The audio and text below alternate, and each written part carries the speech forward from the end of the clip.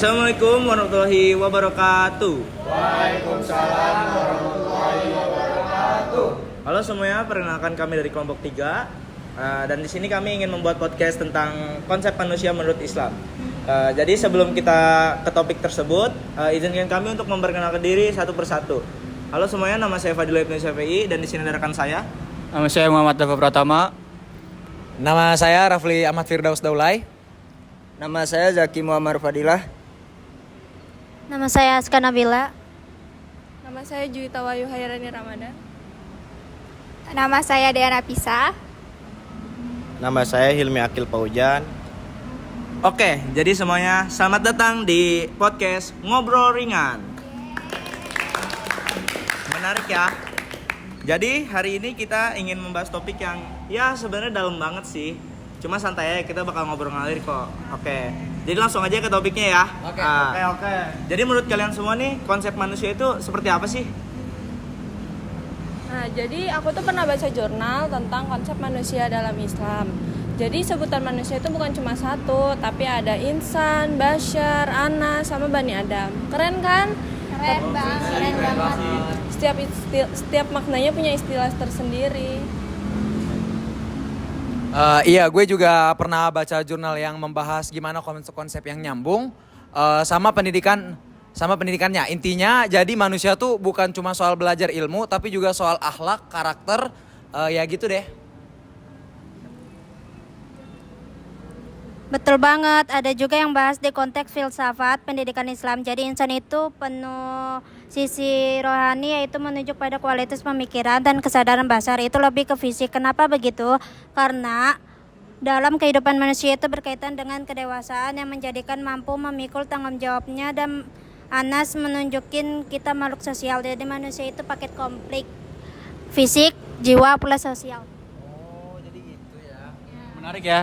Banget. Manusia itu diciptakan sebagai khalifah di bumi. Jadi nggak bisa hidup sendiri-sendiri. Oh, gitu. Kita punya tanggung jawab untuk menjaga dan mengelola alam. Mengelola potensi alam itu merupakan bagian dari fardu kifayah. Karena nggak semua orang bisa melakukannya. Oh, nggak semua orang berarti ya? Iya, begitu. Juga ya, Kalau potensi itu disia-siakan, berarti kita mengabaikan fungsi kita terhadap alam gitu. Oh, begitu. Dan yang paling keren lagi itu semua manusia itu udah punya martabat dari lahir, karena kita ini kan ciptaan Allah. Jadi nilai kita itu nggak ditentuin dari like ataupun harta di medsos. Nah, setuju. Aku juga sempat baca juga soal budaya lokal. Jadi budaya lokal itu oke aja selama nggak bentrok sama prinsip Islam. Adil, saling menghargai gitu. Oh, gitu. Nah, gue tambahin ya. Dalam Al-Quran juga Allah menjelaskan tuh tujuan utama penciptaan manusia itu untuk apa sih. Jadi dalam Al-Quran itu firman Allah surat Az-Zariyat ayat 56 lebih tepatnya. Dibaca gak suratnya? Baca ya. Nah, bismillahirrahmanirrahim. Wa ma khalaqtul jinna wal insa illa liya'budun. Yang artinya, dan aku tidak menciptakan jin dan manusia melainkan hanya untuk beribadah kepadaku.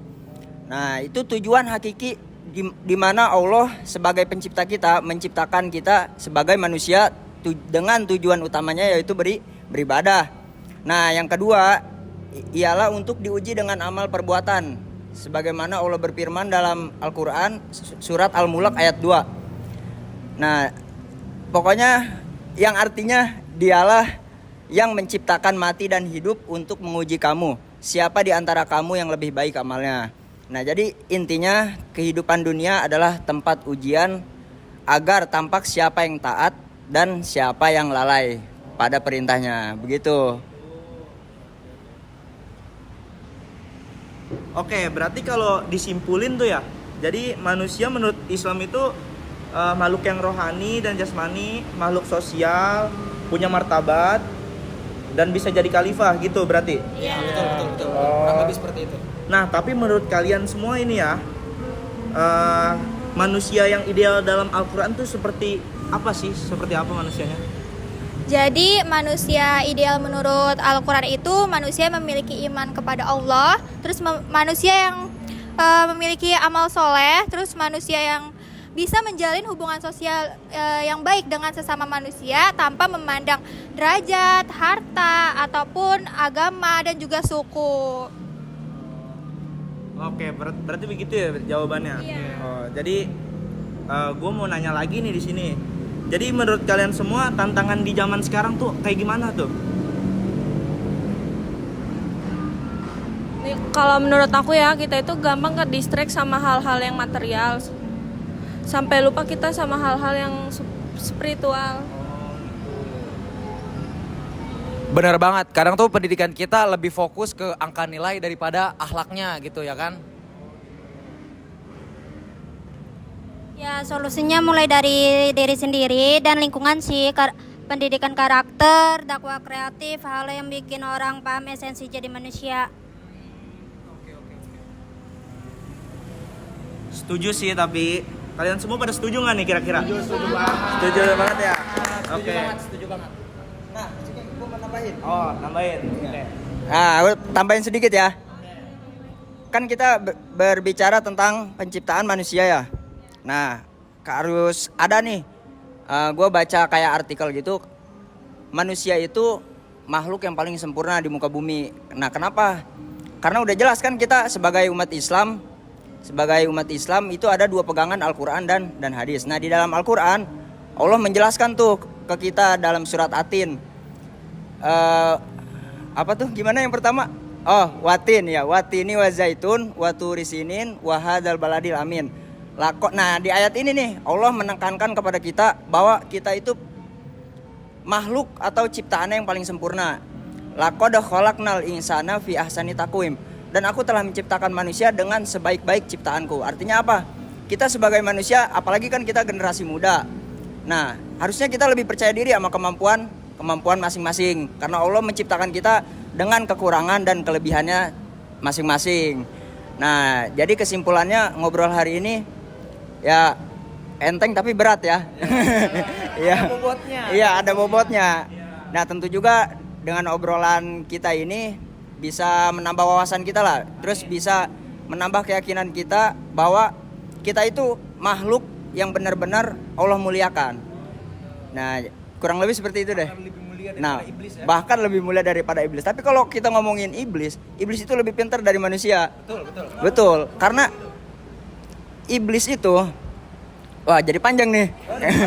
Oh nggak apa-apa ya, nggak apa-apa. Nah, sebenarnya kalau kita ngomongin masalah ibadah, iblis itu lebih pintar dari kita. Bahkan iblis lebih dulu diciptakan, lebih dulu tinggal di surga daripada manusia. Bahkan dulu dia sempat sebagai panglima malaikat ya. Apa? Dulu sempat menjadi panglima malaikat zaman dulu. Nah, dulu itu iblis sempat menjadi panglima malaikat. Kenapa? Karena dulu iblis ibadah rajin, zikir rajin. Apa sih yang membuat iblis itu lebih laknat daripada manusia? Ada nggak? Ada yang tahu nggak? Ada saya. Iri. Nah, iblis itu iri atau ada sifat hasad dan dengki. Nah, itu yang sangat dibenci sama Allah. Makanya Allah udah ngejelasin tuh, udah banyak ayat dalam Al-Quran, bahkan Rasulullah pun dalam hadis-hadisnya itu udah menekankan bahwa kita itu manusia itu penciptaan yang paling sempurna. Betul. Nah, tapi kalau kita ngomongin soal iman, soal ibadah, yang namanya manusia al-imanu yazidu wa yanqus. Karena iman itu kadang bertambah, kadang berkurang. Jadi iya. nah, ya apa? Kadang iman itu lagi kita beriman banget, kadang nggak banget gitu. Apalagi kadang naik, kadang turun seperti itu. Nah, kan ya iman itu yazidu wa yanqus, kadang bertambah, kadang berkurang.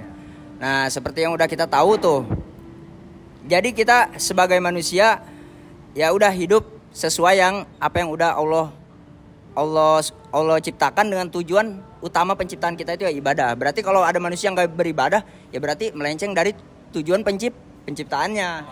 Iya. Nah, itu betul. Kan karena penciptaan manusia tujuan utamanya hanya untuk beribadah. Kalau kita nggak beribadah, berarti keluar dari tujuan utama dong. Betul nggak? Nah, kita sebagai generasi muda, kan kalau zaman sekarang kan udah banyak tuh ulama-ulama milenial, ulama-ulama ya yang cara berdakwahnya itu berbeda ya, Gen Z banget ya. Iya, kayak contohnya Habib Hussein Jafar login. Iya kan, sama Onad.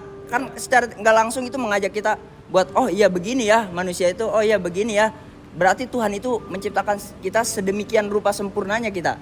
Nah, berarti tugas kita yaitu nggak usah minder, terus tetap teguh pendirian sama yaitu ibadah. Dengan meningkatkan ibadah kita kepada Tuhan yang Maha Esa ya. Apa?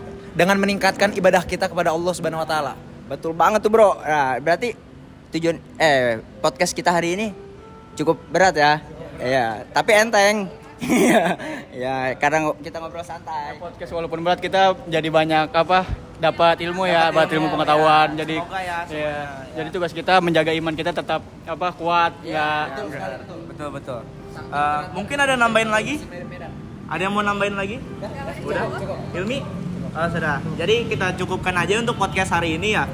Ya, jadi semoga dengan adanya podcast ini kita jadi lebih kenal kita dalam Al-Quran itu seperti apa gitu ya.